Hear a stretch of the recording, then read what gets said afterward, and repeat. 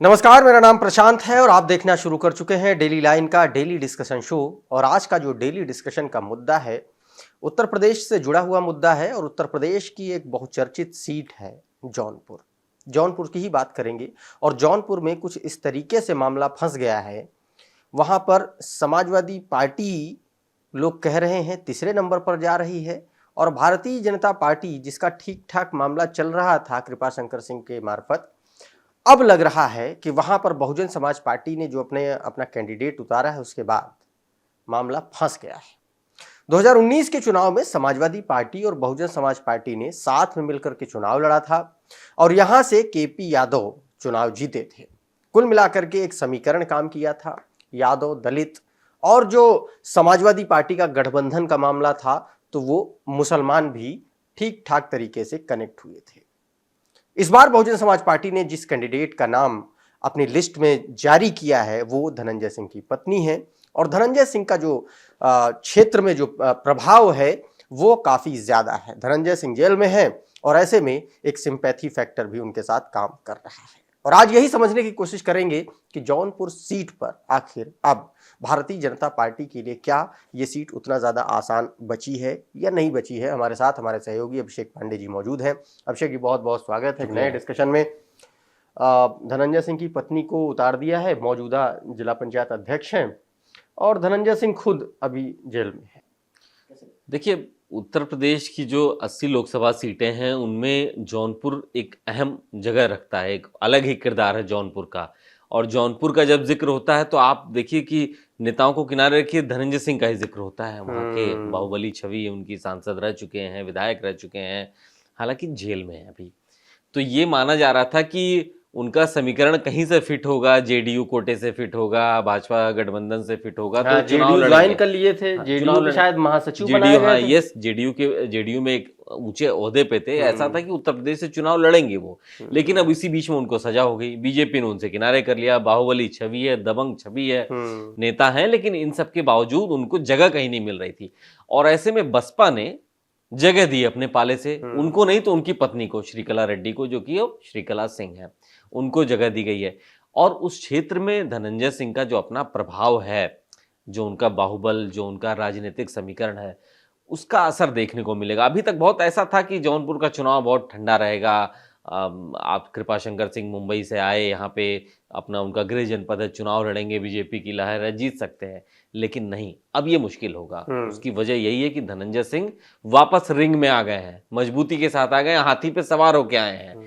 तो मुझे लगता है कि अब जो केक वॉक था, एक आसान रास्ता था कृपाशंकर और भाजपा के लिए, अब वो उतना आसान नहीं रहा। इस बीच समाजवादी पार्टी ने भी एक प्रत्याशी दे दिया है, बाबू सिंह कुशवाहा। हालांकि बहुत ज्यादा असर बाबू सिंह कुशवाहा का व्यक्तिगत नहीं होगा, उनकी व्यक्तिगत वहां से कुछ ऐसा जुड़ाव नहीं है, लेकिन पार्टी के सिंबल पे है तो कुछ मुस्लिम्स भी आएंगे, कुछ यादव भी उनके साथ आएंगे, पार्टी का अपना एक जनाधार वो भी उनके साथ जुड़ेगा।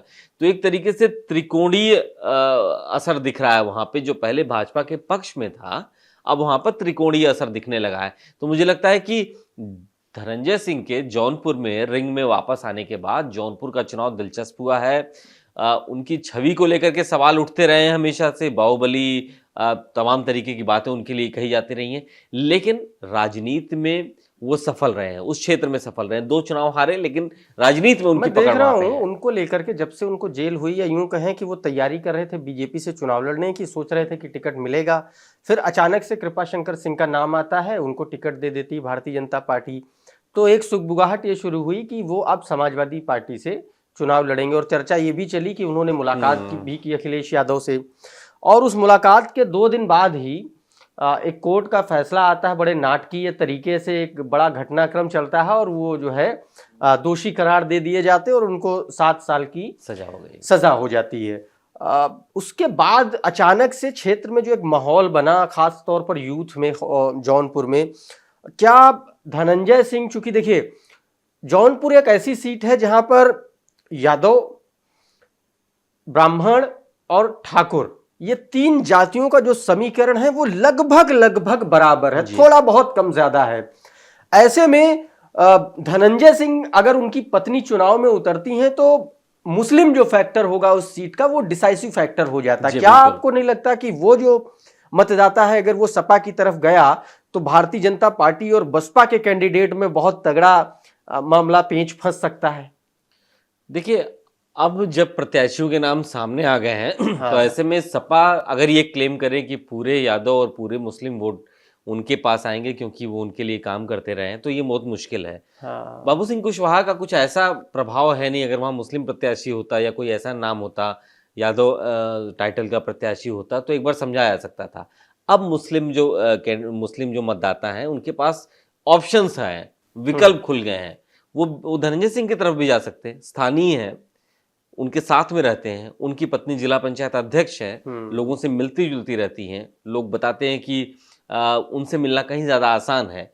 तो मुझे लगता है कि अब जो मुस्लिम मतदाता हैं उनके पास एक विकल्प है कि भाई ये जो सपा का ये प्रत्याशी ये भी तो बाहर ही है, इसको तो हम कभी जानते नहीं थे, ये अचानक से आ गए हैं और यहाँ से कोई मतलब नहीं है इनका, तो हम क्यों ना अपने लोकल प्रत्याशी को ही चुने। तो वहाँ पे आपने बिल्कुल सही कहा, मुस्लिम मतदाता इस बार वहाँ पे बड़ी अहम भागीदारी।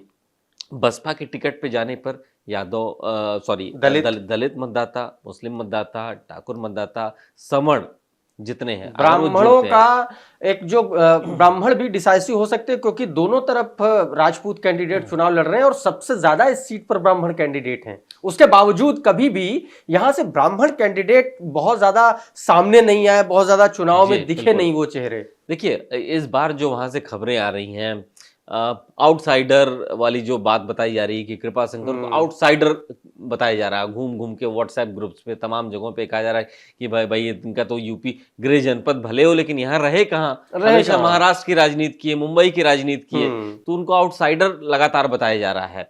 धनंजय सिंह कुछ भी हो, कैसे भी हो, कोई भी छवि हो, कैसी भी इमेज हो, क्या उनको पोर्ट्रेट किया था, लेकिन वो जौनपुर से ताल्लुक रखते हैं, उनकी पत्नी वहीं पर रहती हैं, लोगों से मिलती जुलती हैं। तो ये चीज प्रोजेक्ट की जा रही है कि भाई एक बाहरी व्यक्ति है, एक आपका लोकल व्यक्ति, आपके बीच का आदमी है। तो जौनपुर में इस समय यही है कि जो दो प्रत्याशी हैं उनका जौनपुर से कोई खास रिश्ता नहीं है, ताल्लुक नहीं है। हाँ, धनंजय सिंह और उनकी पत्नी का जौनपुर से एक रिश्ता है, उसका असर प्लस बसपा क्या धनंजय सिंह की जो छवि है अब थोड़ा सा रॉबिन हुड टाइप की, दबंग टाइप की, माफिया टाइप की एक छवि कही जाती है उनकी, उस छवि का कोई नकारात्मक प्रभाव पड़ेगा या उस छवि को भारतीय जनता पार्टी के कैंडिडेट भुनाने की कोशिश करेंगे तो उसका कोई असर पड़ेगा क्या?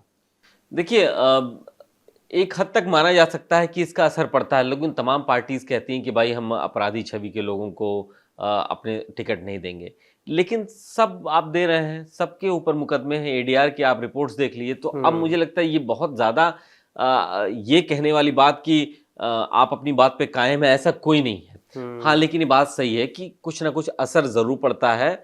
आप देखिए कि 90 के दशक में संसद में और विधानसभाओं में कितने बाहुबली लोग पहुंचा करते थे, अब वो संख्या गिर चुकी है, बहुत कम हो चुकी है, लेकिन बहुत कम हो चुकी है। तो उन्हीं अपवादों में एक जगह वो भी है कि भाई स्थानीय फैक्टर काम करता है ना। आप अगर उस क्षेत्र में पॉपुलर हो तो आपकी छवि कैसी भी हो, आपको तो जीत करके लोग विधानसभा और संसद पहुंचा ही देंगे। पार्टियां, आपको धनंजय सिंह निर्दलीय जीत चुके हैं वहां पे, निर्दलीय 2009 में भी सांसद रहे हैं, शायद बसपा से ही रहे हैं, लेकिन विधायक वो निर्दलीय जीत चुके हैं। तो ऐसे में अगर आप स्थानीय लोकप्रियता आपकी है तो आप पार्टी टिकट दे या ना दे, आप जीत के पहुंचेंगे। और जो पार्टियों का अपना एक क्राइटेरिया विंडो बनाया कि हम अपराधियों से दूर रहेंगे, ऐसा कहीं नहीं है। सभी पार्टीज मुकदमे जिनके ऊपर है उनको जीत की गुंजाइश वाले प्रत्याशियों को तलाश रही हैं।